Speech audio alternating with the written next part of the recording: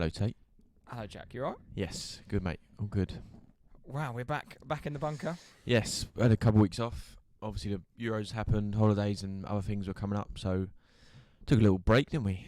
It feels weird to be back on a Sunday afternoon at 11:34 in shorts and flip-flops. Yes, door nice, open. Yeah, nice hot Sunday. Yeah, so midday on Sunday, lovely. I mean, it's been the summer break for football, but weather-wise, Yeah, horrific. it's not been good. The last Not to get into the weather chat Yeah. after 2 minutes, but it's picked up last couple of weeks, but yeah, it's nice, lovely today.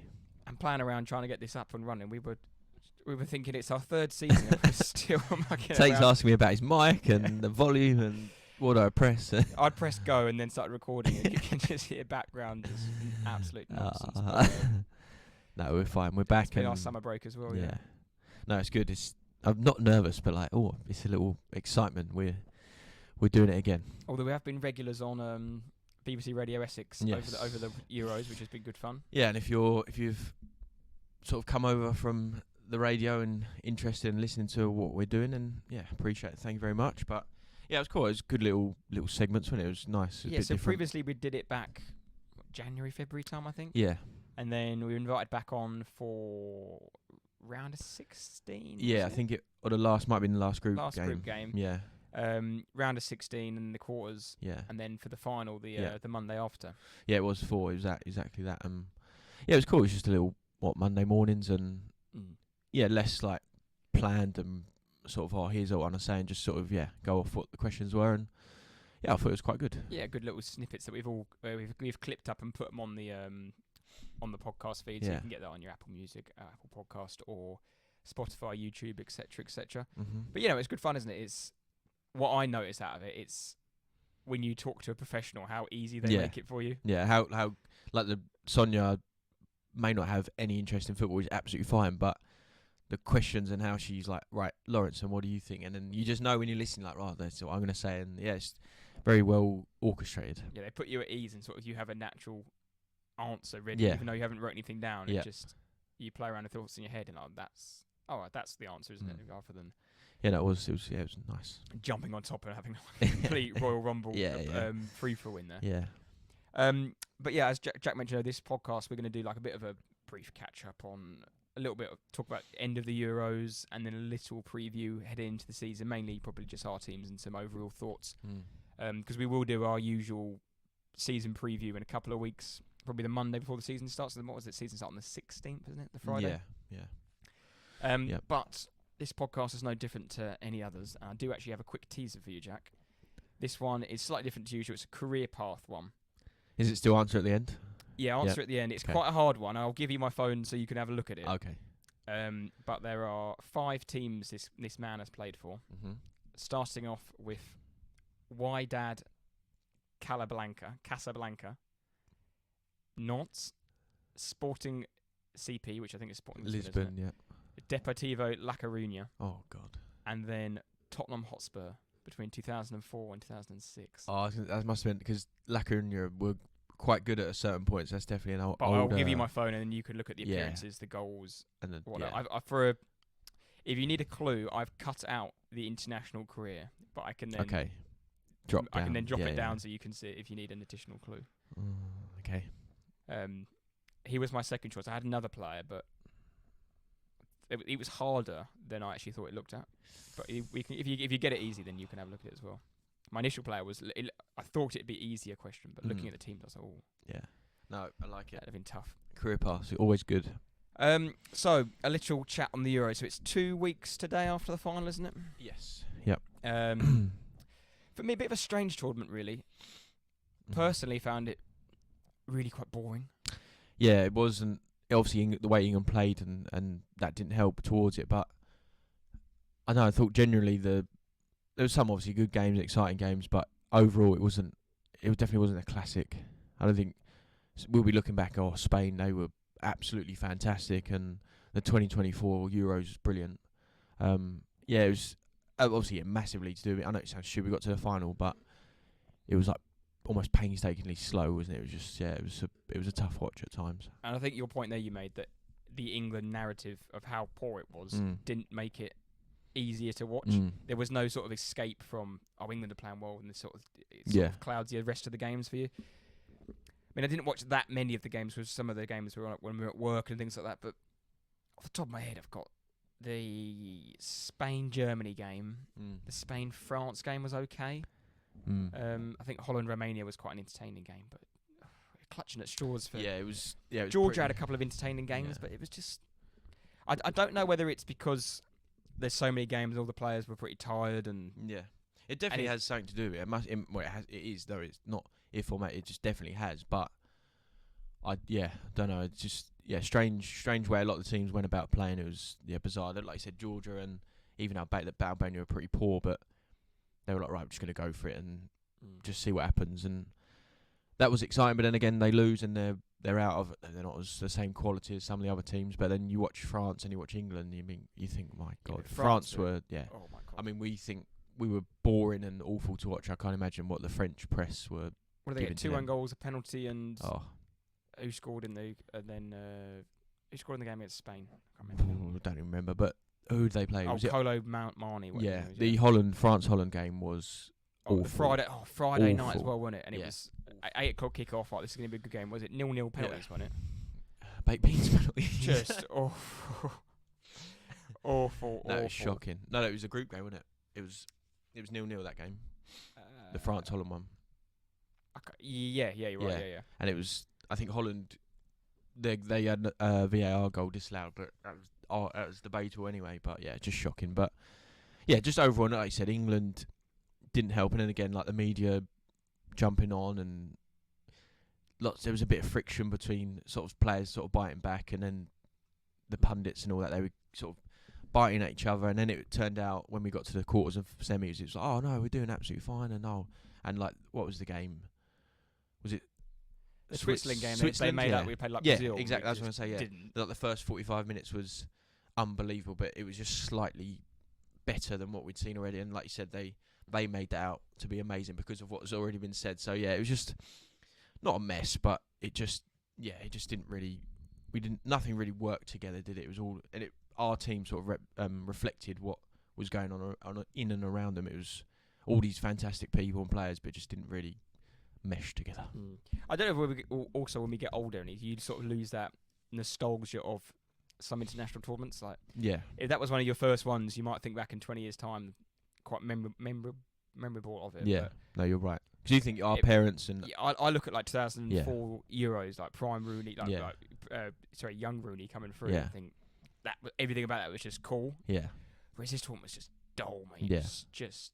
And you're right. Exactly. And dull. 2004 tour might have been rubbish. I really don't know, but you remember those players and moments and things like that. And like I said, younger people now think, oh, this tournament was unbelievable. You had Spain were incredible, and you had all these youngsters playing, and England got to the final, Bellingham over red kick. But you're right. As you get older, you've been for a few more, and you've seen a few more, and you think people older than us, our parents, and whatever else, and it's probably just another tournament to them.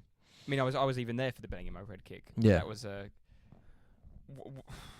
I don't think I've seen many worse games of football. Like, that was so bad. That's why the overhead kick's even more incredible. It's like, it was so shocking. How's he just execute a perfect overhead kick? Like, one of the hardest things to do in a game of football. And he could beforehand, he couldn't even pass it 10 yards, but he's gone, oh, you know what, I'll just whack this overhead kick. Because if you go through like all the England games we played, the first one was 1-0 against Serbia.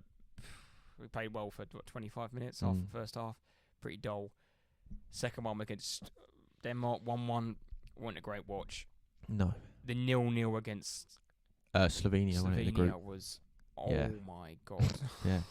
I mean, even when we're saying we're playing well in those 25, it was we were playing okay. It wasn't like we were scintillating stuff and we were blowing the world away. We were just okay. Like, it was a bare minimum, but... Then 2-1 in extra time against Slovakia. Yeah. That was a tough watch for 95 minutes. Then it was 1-1 against Switzerland on penalties, and then the Holland game was actually the best game we probably played. Because I wanted Holland for the game I was going to go to, because I just thought, let's play a good team. And normally when you play better teams, the games are normally better. Yeah. There's more quality on the pitch. You don't have to beat a low block. No. But also for yourself, I mean, I don't know how many times you're going to go to a tournament, but the atmosphere very few. And if you're going to go, you want to see something incredible. You want to see England versus a huge nationals team in Holland with lots of history and blah blah. But yeah, you're right, and hopefully even to see the stadium split. All the orange over one side. yeah, It was definitely. Slovakia. You couldn't really tell where they were. Mm. Even when they scored, there was like a little pocket of Slovakian fans, and the atmosphere there was okay. It was nothing. It wasn't like it was like a standard Saturday 3:00 Premier League game. It was nothing. Obviously, when they scored, it was nuts. Yeah. But even the whole subs thing, like Southgate's obviously left some of his decisions. We won't go too much into it. It was just mind-blowing. How you'd be 1-0 down going out of tournament and then bring on one player in like the 95th minute. Yeah, that's. I mean, yeah, like you said, there's loads to talk about him, and we could go on. But in terms of the subs, you just said, you're going out even the final and the semi-finals. You're going out of tournaments. You could be losing, drawing, whatever, and then you're making Tony on in the 92nd minute and things like that. But yeah, I mean, on Southgate, I think we said it previous, but he's brought us our best memories in terms of England, and I imagine many others, even older than us. But yeah, I think he was always going to end it after whatever happened. Whether they got knocked out in the group stages, won it out in the semis, I think that was always going to be his final tournament. Yeah, and I think probably is the right time. Yeah, I think so. To go somewhere new. And on that subject, who I don't know. I personally think, not that I'm saying it should be, it will be Graham Potter. I think it'll be Potter. Yeah, it's just lined up. Everyone's saying everyone wants Eddie Howe. Everyone's talking Pep Guardiola. All this, like, not saying Eddie Howe's one of the best managers, but those incredible managers like Pep and Klopp and all that. I know Klopp's not in club football a minute, but all the best managers in the world are in club football because of one main reason: they get paid the most. But that is football. Yes, international football's at a very high level, but you look at all the other international sides, their managers aren't these incredible people, and they might be good managers, but the Spain manager, no one knew him until they won the final. And yeah, you look even like you still couldn't even name his name. No, yeah, even now I couldn't tell you. And Southgate is not the only international manager we can all name is Roberto Martinez. Yeah, because he's always in the job. Yeah, and again, he's a prime example. Like, he's in charge of Portugal. No one will really want him at your club. And yeah, the list could go. The Argentina manager won the World Cup. Couldn't tell you his name. No idea. He's played for West Ham. But would you want him as England manager? No. Thing, like, if you could, like, you wouldn't want him. Would you? So yeah, I mean, I think Potter hasn't got a job, and I think that's one of the reasons why he'll get the job. Yeah, because he'll be. Although I did see something in the press. I don't know how.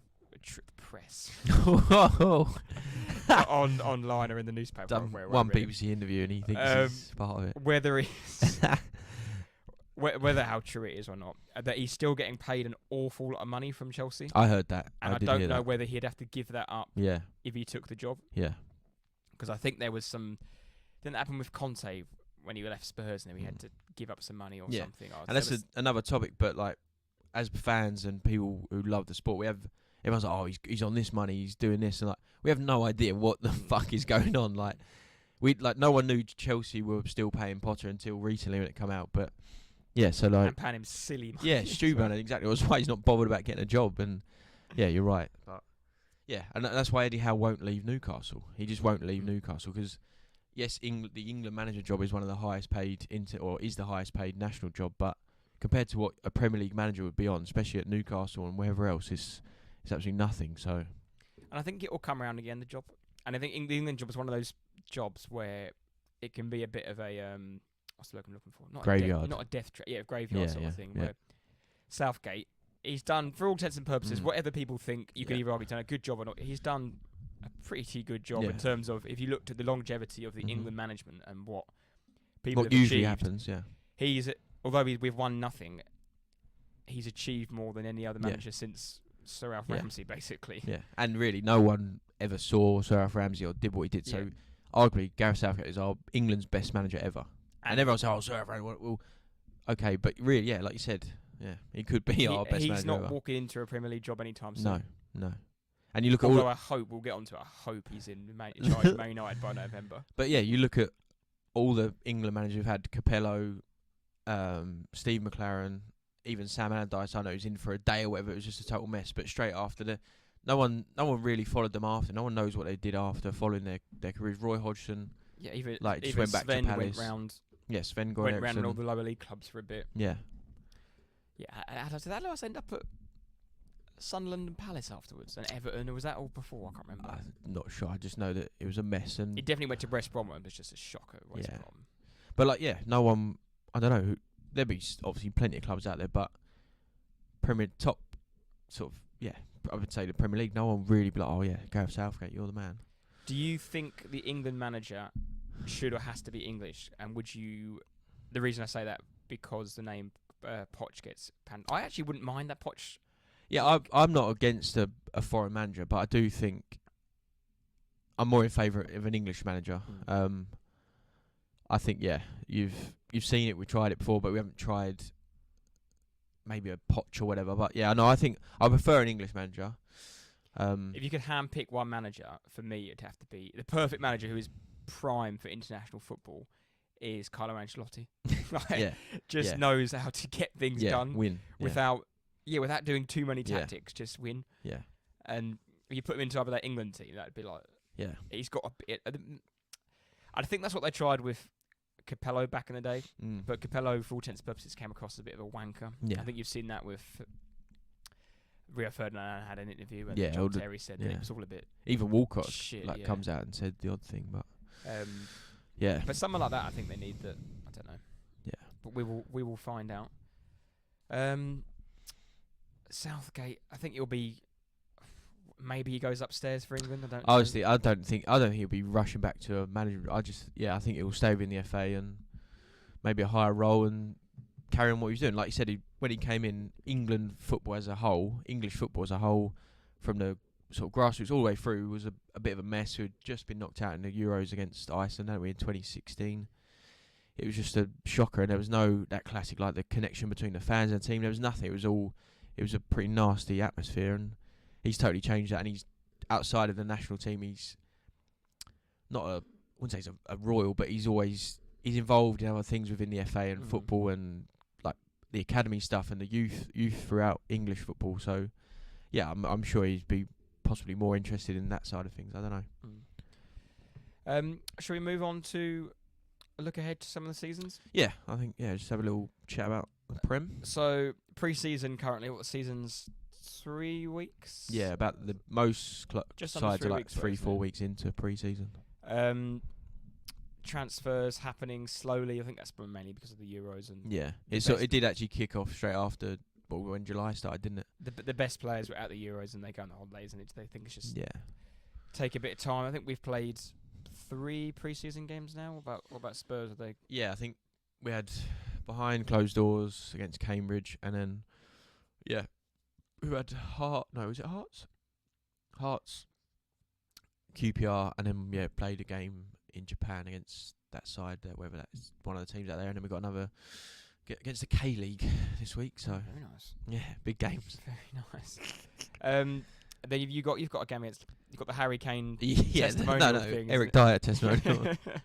Yeah, the little agreement Levy done with Bayern Munich. So is that back at your ground? I think it is. Yeah, it's back at Spurs.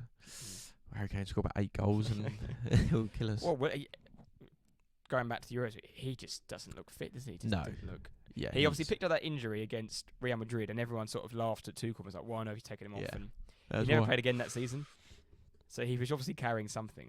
Yeah, I mean, Christ, he was carrying a lot on his back for England when he had like fucking double-decker bus, I think. But yeah, poor from Harry Kane. Yeah. Transfer-wise, you've signed or re-signed Timo, haven't you? yeah, that's our blockbuster signing. No, Leeds youngster, haven't you got? Yeah, Archie Gray, the 18-year-old. I think the price. How bad was that Twitter post or Instagram post that Leeds did? It was like, we're devastated to lose. I didn't read so much notice of it.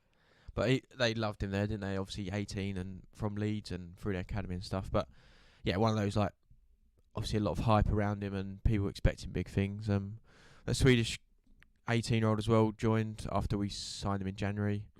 Is he the player you saw out in Sweden? Yeah, when I went to Sweden, maybe 2 years ago,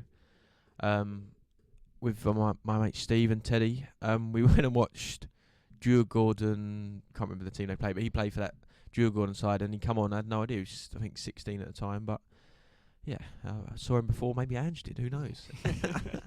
But no, yeah, we signed a lot of youngsters, and like most pre-seasons, we've got a lot of youngsters involved and whatever else. But yeah, I think we need to hopefully not a big name, but like a more experienced and maybe a bit of an older head.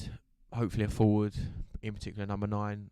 And yeah, we've got rid of my favourite player ever, the Vikings as well. So shed a tear for. No, God, a tear of happiness. What? Been pour a drink out for the fallen ones. Oh, I've been banging on that bloke since we started this 2 years ago, and finally everyone's started to see the light, and he's gone. Thank God. But that like most teams, we need to get through a bit of the rubbish. Yeah, Marseille. They're looking like a very strange team. Mm.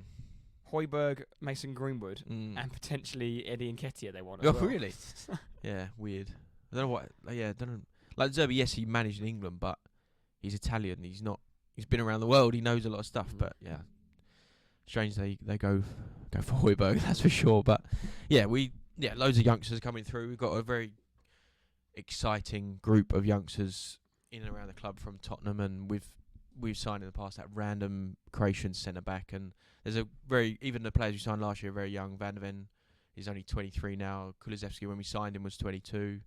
Brennan Johnson, although 50 million, he's young as well, 22, something like that. So yeah, Adogi, blah blah, the list goes on. But yeah, I think like most teams, you want a striker or you want this, you want that. And I think we need a striker because we can't go with European football as well. We can't go a season with Son through the middle, Richarlison never fit, and Timo Werner running down the wing. So yeah, there's a couple players that if we can get them in, that would be very nice. Any rumours of players out or players, should I say? I think Brian Gill is either gone or going. Finally, is he going back to Seville again? No, I think hopefully it's a permanent. Possibly, I don't know if Girona are interested or whatever, but yeah, hopefully he'll be gone on permanent. Regular on the same for him. And if hopefully Royale he's gone as well. But it's all very difficult, isn't it? It's like everyone's saying, we want a list of 10 players to go and we want to sign 10 players. That's just not how football works. So if we don't sign a particular player or position, and it doesn't happen in January, then maybe start asking questions and what's happening. But yeah, similar. I think it's similar situation at Arsenal in that your pre-season, a lot of youngsters involved, and because like you said, players have been away and injured and whatever else, and you've probably have you signed? Is that Italian done? We've or signed a goalkeeper from Ajax, but it's like I think it's from third choice team. or whatever. Yeah. So yeah, what's his name? Ricardo Calafiori. I think. Yeah. Probably be done this week sometime. I think next week, should I say? I don't actually know much about him, to be honest. No, I know there's a lot going around on Twitter that he's meant to be fucking good looking. this great defender, and he might be, but this might sound a bit rogue, but Italians in Premier League history, there aren't many of them, and there haven't been many that have been top draw and stayed for long times because they just go around on the top clubs in Italy, don't they? Because Italian players seems to be less, not frowned upon, but more common than to play for AC Milan, Juve, and Roma potentially. But you'd never play for. Very rarely would you play for Arsenal, United, and Liverpool. No. Right? It doesn't happen like that. Left-sided centre half, Izaki's position he's played most of last season. He can play left back, which it looks like he'll play left back for Arsenal. I think that's a position that they need to strengthen on and have I wouldn't say a first choice one, but a regular player there, basically to duplicate what Ben White does on the right hand side. Well, yes, it's very similar. Again, it's very similar to what Pep's done. Basically, essentially 4 centre backs, which we played most of last season because Tomiyasu played there when he could. Kivior was a left back; he probably played most of the time there. I think we've moved on from Zinchenko now. I think he would look to see if we can get some money for him. Very good player on his day, but defensively over the last 18 months has just lost it. But he's not a left back, is he? He's basically a number 10 centre midfielder playing left back to do a role, but I don't think he's got the athleticism to play in midfield for Arsenal. I know he does it for Ukraine, and I mean they were pretty poor in the Euros, and he didn't look great. But to nail down that left hand side, and I think that would then help out the likes of Martinelli on that left hand side, who the last season had a bit of a stinker really, but we did tear up the successful left hand side from the season before when he had a really good season with Xhaka and Zinchenko. Obviously they didn't play much last season. Was Martinelli injured last season for a long time, or a little bit? He just didn't really get into much form. Mm. And I think he was quite isolated on the left-hand side. And a lot of Arsenal's play comes down the right-hand side when you've got the connections of Ben White. Odegaard plays on that right-hand side of the midfield with Saka. Them three link up all the time. And our left-hand side is sort of left to be more dynamic and just run, basically. But Trossard came into the team and played out there at the end of the season. And then I think when Havertz came in, it all sort of connected a bit better. But no, it'll be interesting once he's signed. I think we still need a centre midfielder. I'll be frustrated again if we're in the third season or second season in a row with trying to rely on Thomas Partey's fitness. Yeah. Is he? Do you think?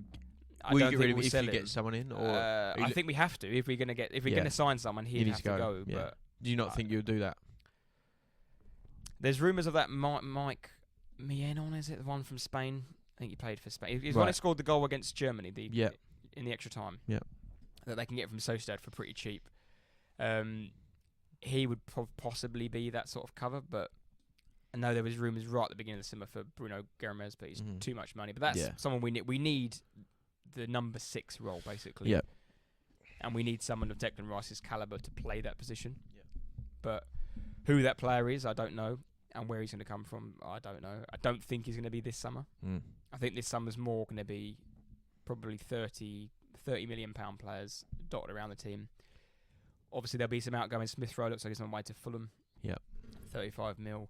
They want to try get good money for Nketiah. Probably try to get rid of Nelson, and they'll bring through some of the youth players. I think Ethan Wanyeri, who came on, youngest ever Premier League player, a couple of years ago. Miles Lewis Skelly, I think, will probably get some minutes this season. Obviously, it's sad to see Cedric leave. Did he just his contract end or departed? No club yet, I don't think. I'll be very surprised. He'll be a coach. He'll be a coach. Well, imagine that he comes back as one of Arteta's assistants. Please don't. Would you celebrate a goal if they? No, but he would be somehow would get in the picture. He always gets in the picture, old Cedric. Yeah, he'd be like that Newcastle bloke. Yeah, what's his name? Is it Jason? Jason Tyndall. Yeah. Jason Tyndall and Eddie Howe. Abby Cedric and Arteta, most hated men in football. And I think we need another attacker. Personally, for me, I don't think Arsenal need a striker, like an out-and-out number 9. Our problem last season wasn't scoring goals.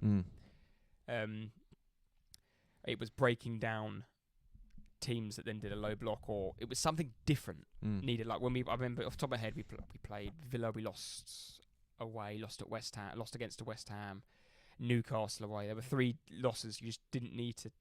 We didn't play that badly, but didn't need to lose those games. You could have got a couple of draws or whatever. It's something different. Whether it is, I'm not saying we need him, but it's like when Germany took off Havertz and brought on Falkirk and just had this lump there. Yeah. They just thought, let's launch balls in. Or for me, I think they need another winger that can take some minutes off Saka when maybe you're 1-0 down and you've worn out Bukayo Saka for the last 7 weeks and he's played every minute. Take him off and put someone fresh down there who can play.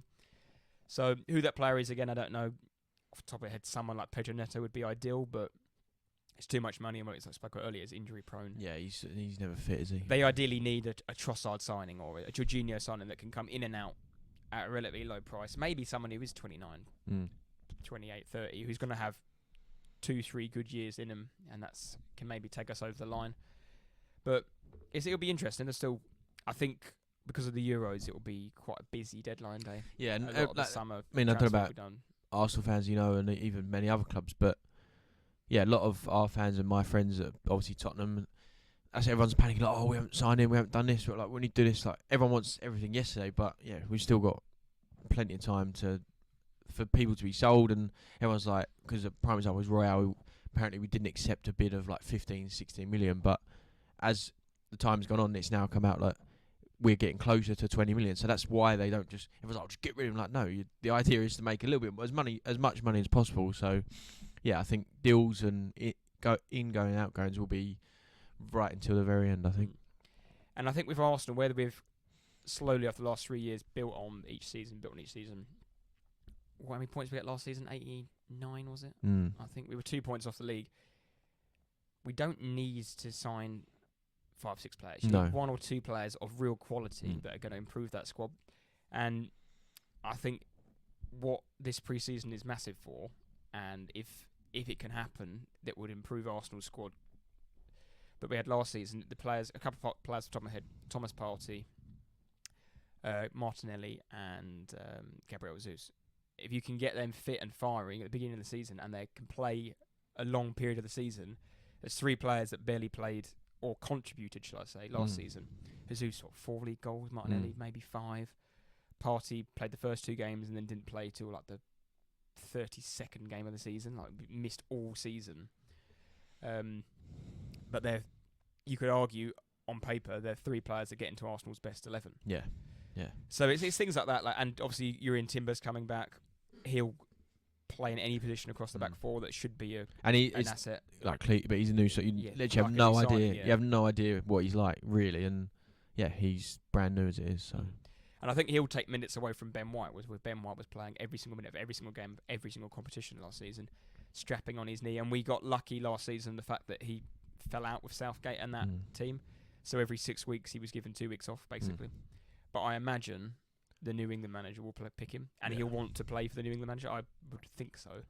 So then we lose that 2-week holiday that every 6 weeks he goes off to Dubai, gets a suntan, shaves his legs, and is fit, ready to go for the next game. The next game after the international break. So it's a lot going on. It's all interesting stuff. Yeah. Unfortunately, we're not in the what's the word I'm looking for? Sort of ruin the flow now. The inaugural. I don't know what you're trying to get at. Prestigious was the word. The prestigious Community Shield. Oh, we can't win yet another trophy. So that is 2 weeks on Sunday, I believe. 2 weeks today. United versus City. And whilst on United, they've been ones that have been pretty active in the transfer window. A couple of early signings with, was it Yoro or? Yeah, the centre back. He's young though, isn't he? Yoro, 18-year-old from Lille. Stupid amounts of money. What's it, like 65 mil on it for someone that is going on a free next season? I want to play for Real Madrid anyway. But, and then they signed Joshua Zirkey from Bologna. Dutch, but Bologna. He used to play at Bayern. Man United are a strange one. I got a feeling they're sort of going down the youth model, a bit like we did a couple of seasons ago, where they just need to go back to basics a little bit. Although they won the FA Cup last season, they had an absolutely shocking season. Yeah. And we'll talk about it in a couple of weeks in our preview. I don't have much high hopes for them still. No, it's like you said about the youth, but they're still going out and going, right, there's 65 million for this centre-back, and we don't care that his contract's run out, and we could try and do this deal or that deal, and we just want him now. And then, like that Xerxes player, I'm not sure, don't know too much about him, but again, they've gone out and go, right, let's just get him. And he just seems like, with Ten Hag, he's just very scattergun, and I don't know, they're talking about the new... They're obviously a lot of... In the background, there's a lot of change and new positions, and people are coming in. There's a lot of shifting within the background, but yeah, on the front end of it, if you like, the football side of it, you don't see much difference happening with Ten Hag anyway. Yeah, and that's I've never been his biggest fan, and I think there's only so much you can, the old saying, you can polish a turd. I don't think he's a particularly good manager, but having won the FA Cup, I think he's actually quite popular with Man United fans. I don't think they had much choice rather to keep him. They needed to keep it, and while keeping him, they had to give him a new contract because his contract expires at the end of the summer. So now they've got given him a new contract. They've got to let him invest. Which we'll see the is it the Bears of the Fruit? Or Fruits of the Labour, where is it? Something like that. Something like that. Someone knows. Insert that the right saying. But I've said it off air, and I'll say it again now. I think it'll be done by November, and that's the worst possible outcome for Man United, is to sack him in November. Yeah. Right, we spent all this money on players that he wanted, more Dutch players, more players from the Dutch league. Right, what we left with now? Now what? Where do we go from here? But we'll see. Yeah. There's just some players that I just think are not good enough. Like, we played them yesterday in pre-season. You can't take too much from pre-season, but even Martinelli's goal. Oh no, what are you doing? Like, and you see the Gabriel's penalty. Like, was big clips and going around like. Even the Fabio Vieira's one. He's like pointing in the corner, pointing in the corner. Yeah. I know you'd probably a bit of fun in pre-season. Yeah. But just doesn't help, does it? They've given Johnny Evans a new 1-year deal. I saw that. Actually, that was just Maguire Poor still bloke. plays there. I think the fullbacks are all right with Dallo and Luke Shaw if they can stay fit. Mm. You've got a 65-year-old Casemiro in centre midfield who doesn't want to be there. Have you seen that photo of him? And it's like, it looks like they come in and bowl a mean spell of off spin. But yeah, no, they're. It's still Mason Mount's still there. Money's still there. Yeah. He was pretty good last season, wasn't he? But even at the number 9 situation, Martial's gone. Mm. Not that made any difference, but Højlund and Zerkey. Mm. Is Zerkey a striker? Is he? Yeah, I don't know if they're what United need. I don't know. Yeah. What they need is Rashford to put his finger at his arse and get back to what he was a couple of seasons ago. Because in that time he covered up a lot of cracks, didn't he? Because he's playing well and he's a good player and he's dangerous and he's perfect for Man United when he's on form. Everyone's frightened of him, but yeah, if he's not playing well, and then you've got a mishmash of players. You've got Bruno Fernandes throwing his toys out the pram, and like you said, a Johnny Evans at centre back, an aging Casemiro. It's just he's so good though, Fernandes. So much as I don't like, if I could literally handpick a Premier League player, I think I would sign him in that midfield. I wouldn't, but he's so good. When he's on it, bear him. No, he's unbearable, but he is so good. But if they can mollycoddle around him, and basically a front three, obviously you have your striker. I don't know who the striker will be, but behind them, if they've got Garnacho, Fernandes, and Rashford, that's not a bad attacking lineup. But my issue for them is in midfield and at the back. Yeah, I think even Johnny Evans say he can't be playing a full season again, surely. No, they did get quite a few injuries last season. You think their starting defensive partnership, because if Varane's left, would be Euro and the Martinez, Butcher. yeah. But we shall see with them. Chelsea seem to be signing 1,000 players again, as usual. Every time I log on to Twitter, you just see, here we go again, another Brazilian. They lost, I think, didn't they, yesterday or last night? 4-1 to Celtic, wasn't it? And then they drew with Wrexham and Enzo Ball. And oh God, let's not get into that. Well, Reece James is back, so... yeah. Have you seen the amount of football he's played in his time basis? It's absolutely... it's all for him, because of injuries. Actually, I don't wish that upon anyone, but the comparisons and what a lot of Chelsea fans think about him, you just think, my God, he's barely played a season of football to even warrant an argument for him. And he can't play the first 2 games of the season anyway. Is he sent off? He's suspended, isn't he? Yeah. Because it was his second red card, I think. He gets an extra additional 2-match ban or something. They lost. But again, like you said, pre-season don't really read into it. But if his football career doesn't work out, at least he can go to be a janitor. Yeah, he can. In American high school.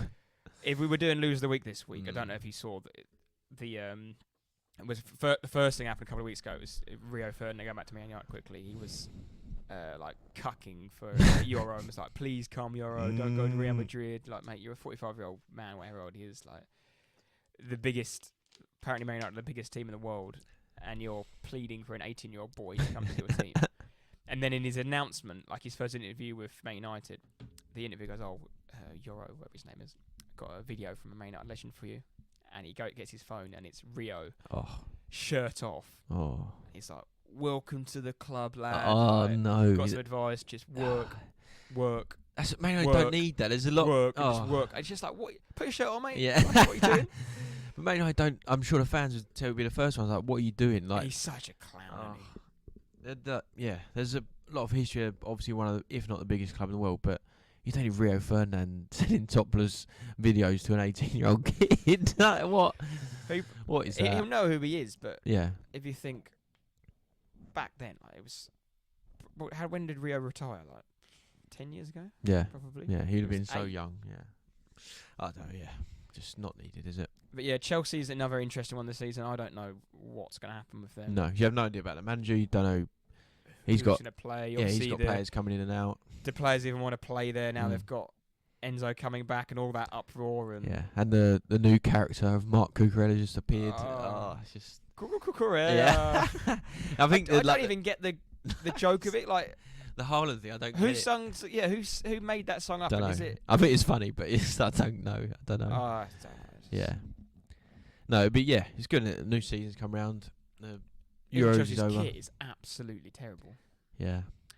Might as well go to relegation teams and Man City. Talking about Man City. Well, interesting because you actually brought it up in the chat a few weeks ago that City had gone down to 50-1 to be relegated. And now they went down last week to 14-1. bookies know. Just for comparison, Arsenal and Liverpool are 1,000 to 1 to get relegated. Yeah, but that's There's obviously things. Yeah, that's the bookies just saving their ass because of the slim possibility of the rules and all that stuff. But no, yeah, it's we've got Ipswich, haven't we? Ipswich coming back. Ipswich are the next one I was going to go to. They have been busy Mm. in the transfer window. They've signed Amari Hutchinson. Permanent. Ben Johnson from West Ham. Ben Johnson, the guy from Hull. Centre back. They signed a captain, didn't they? And then Burnley's old goalkeeper. Yes. Signed. I think he was at Man City once. He's the one that made that shocker against Brighton. Yes. I think they're getting Sammy Smodics as well from Blackburn. Yeah, I don't know about Championship top scorers. It's a weird one, isn't it? Because Ipswich are sort of cherry picking some of the best players from the Championship, and I think I really like the Ben Johnson signing from West Ham, and the permanent signing for them for Amari Hutchinson. It's like it's pretty hard to say, but I feel like it's a calculated sort of risk. Yeah, in the players they've signed a couple players they know, and they're good players in the Championship and clubs they've been for, but they're not going signing some random European from the French league who's got similar stats, but God knows what he's like. So they've not gone mental and spending loads of money, and I'm sure I don't know, but they've probably released a few players, and some of their players that got them up will probably won't even feature in the Prem. But I'd be I'd be excited anyway. But yeah, I'd be quite happy if I was an Ipswich fan. Yeah, and I think it's all about sort of future proofing as well, where they're going to sign these young players. And if they do get relegated, which I think they're odds on and the second favourites to go down, those players will either perform well and then be sold for even more money, or they're top-level Championship players. Yeah, and you'd hope they'd stay. That can then get them back, or stay and get them and bounce back. A little bit like Luton signed some really nice players last season that probably weren't good enough for the Championship, for the Premier League, but might help them bounce back next season. I remember some players like Chong and a couple other players they signed that are pretty decent, that probably aren't at that Premier League level yet, but maybe in a couple of years' time can grow to that level. Because players like you mentioned, Kiefer Moore, they didn't make that permanent, and he went back to Bournemouth, and now he's at Sheffield United. Oh no! But Ipswich it's a sort of a breath of fresh air to see someone. They're obviously not a new Premier League club, but they haven't been there for 22 years. Yeah, and it's you mentioned it. It's not Sheffield United. It's not Norwich. Yeah, it's not Norwich. It's not Huddersfield or something it's not exactly not Norwich. It's just they're a different side. Yeah, they'll be excited. They're signing these players like a Smodics, the centre back from Hull. They're obviously probably very hungry and excited to give it a go in the Championship, and Kieran McKenna himself that'd be a huge challenge for him. And they obviously came up with Leicester and Southampton. Leicester are actually the bookies' favourites to go down. Yeah, I think if they come up with a team that got them up, they'll be pretty good, I think. But there's a lot of background stuff going on with points deductions. Yeah, Dewsbury Hall's left. Yeah, losing their probably their arguably best player in Dewsbury Hall, and their manager obviously to Chelsea. It's just like they've gone up and it's just gone right. What's happened here? Then you just Steve sort of fell Cooper apart. in charge. I don't think he's a bad manager. It just doesn't. I'm not a Leicester City fan, but it doesn't fill you with excitement. No, I think you're immediately in that sort of bracket of teams that are going to be fighting at the bottom. And Steve Cooper might be a brilliant manager, and he just hasn't had the sides and the opportunity to do much better. But yeah, like I said, you're losing certain players and individuals, and then suddenly you got Steve Cooper, and you're just branded as right. They'll be in and around it, and they'll be fighting. So I think similar with Southampton. Southampton. I think maybe they look maybe the third worst team in that. I'm not sure if they've done any business or. I'm trying to think what current Premier League teams from last season. I think Everton will be fine. I don't think they'll be anywhere near. No, I don't think they'll be alright. I think another full season of Dyche, because if they hadn't got the points deduction last season, they would have been absolutely fine. True. I think Brentford might be in around it again because if they lose Tony. Yeah, if they lose Tony, even then Mbeumo might slip out the door. I'm not sure, but it's one of those classics. Like they're always in and around it, and then one year they'll just that side, whether if it's a Burnley or if it's a Brentford or it's been those teams in the past, they'll just drop out. But I'm not too sure. I don't know.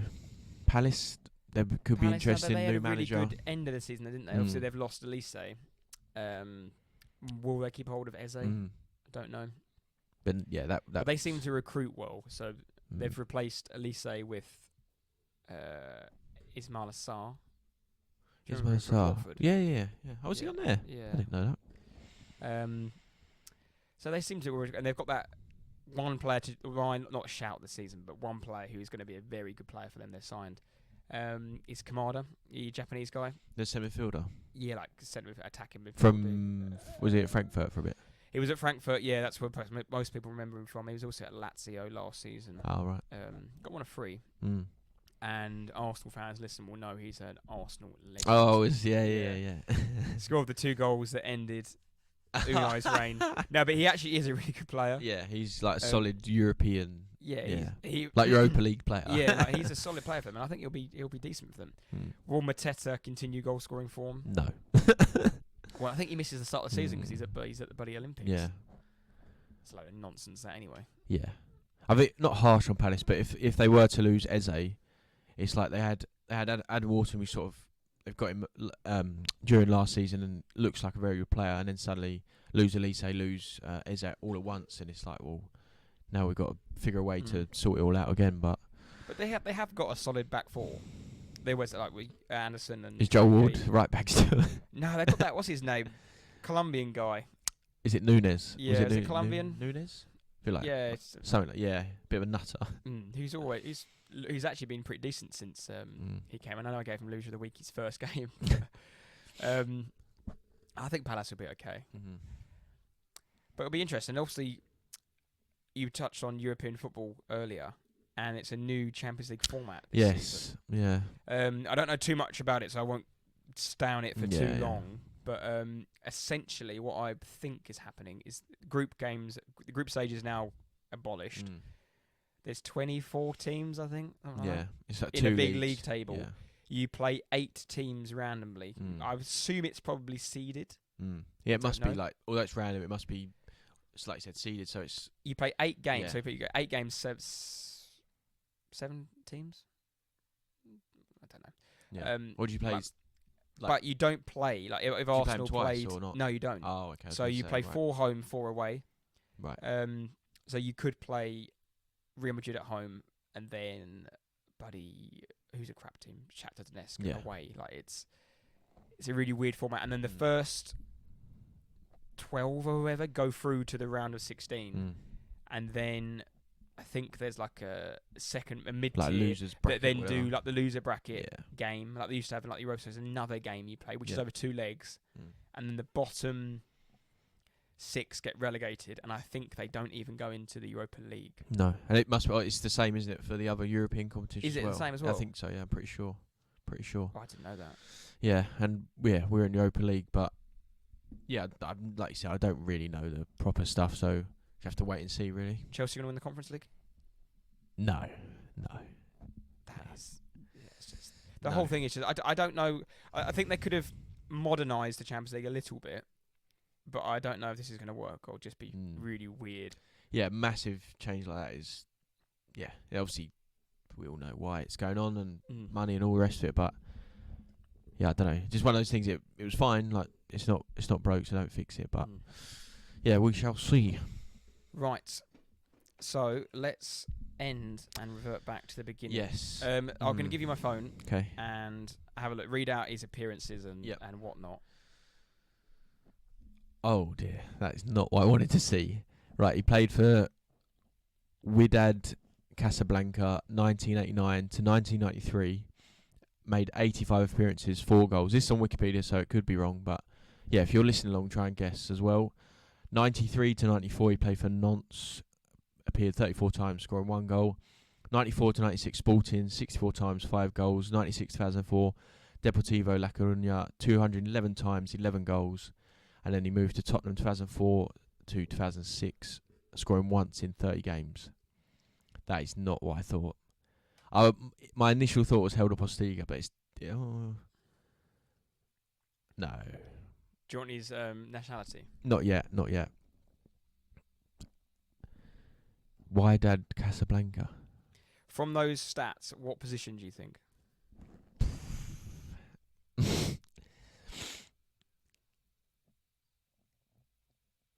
he could be a really crap striker.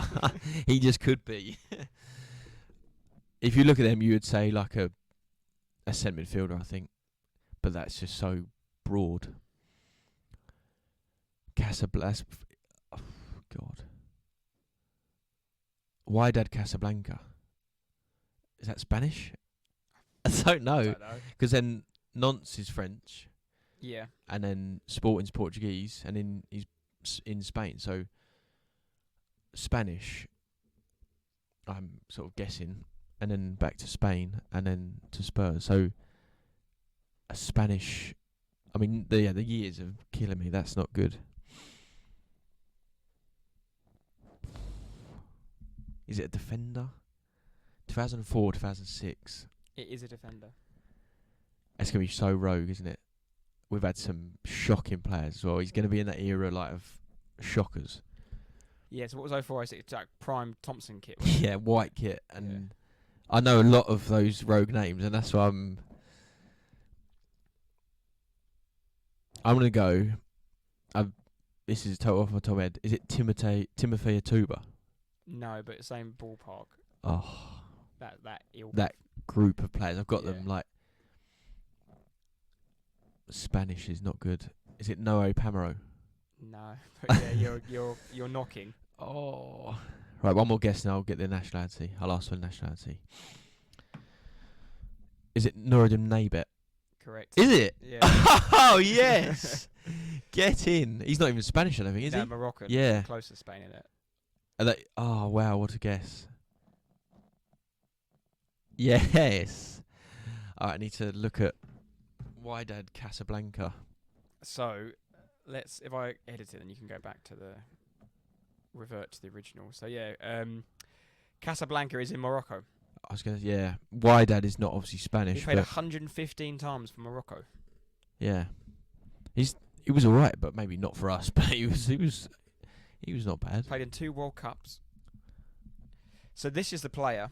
I'm going to read off his names while we got a little while. Just a quick one. This doesn't count, but this was my original one, but it looked harder than just because there's a lot of clubs. Middlesbrough, Cardiff, Birmingham, Stoke, Palace, Norwich, Derby, Goats Tepe. Goat, is that a team? I assume that's a Turkish team. Milton Keynes, Luton, and then ended his career at Bolton. He's played a lot of games, scored quite a few goals. Oops. Is it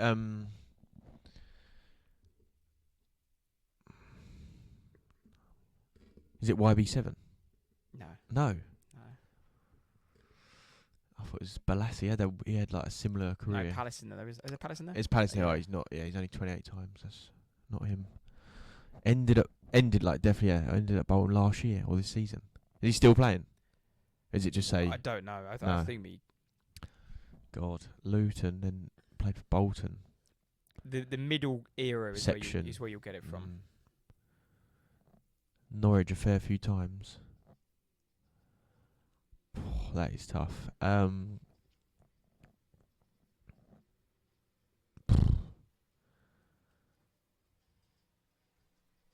that's really hard. Striker. A striker. English as well. Yes, under 21s. Borough striker. 2003, 2004. Is it Matt Derbyshire? No. No. No Olympiacos in there. Oh yeah. Think Birmingham, Norwich. That's the sort of player. That's where I can picture him most at. Birmingham. English Birmingham striker. English Birmingham striker. Oh, I don't know.